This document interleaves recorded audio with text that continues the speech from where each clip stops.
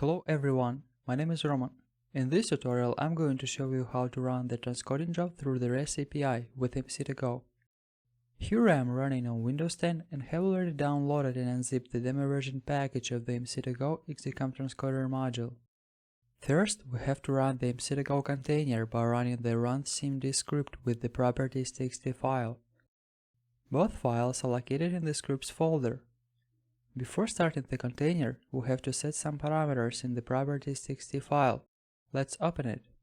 Here we have to accept the license agreement and set the shared path in where the input file is located, and the shared path out where the encoded file will be outputted.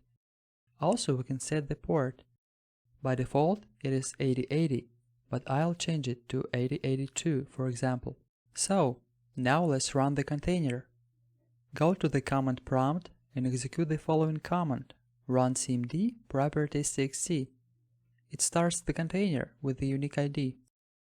Let's verify if the container is started by using the docker ps command. Here we go. Now the MC2Go container is running and we are ready to pass the transcoding job through the REST API. I will be using Postman to call the REST API requests.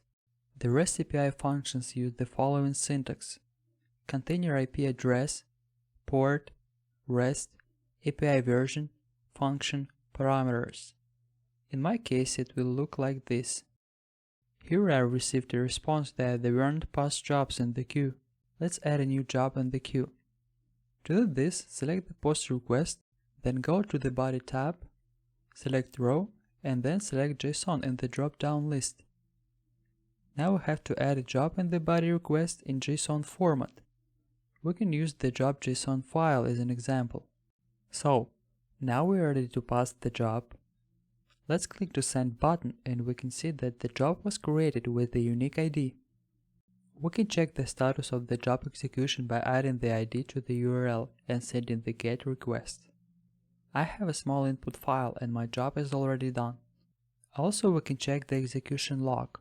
Let's add log to the end of the URL address and it responds logs, transcoding progress, and so on, depending on what the verbosity we set in the job request. Let's check the output file. That's it. Thank you for watching this tutorial video. I hope you found it helpful. If you have any questions, feel free to email us at info@mainconcept.com.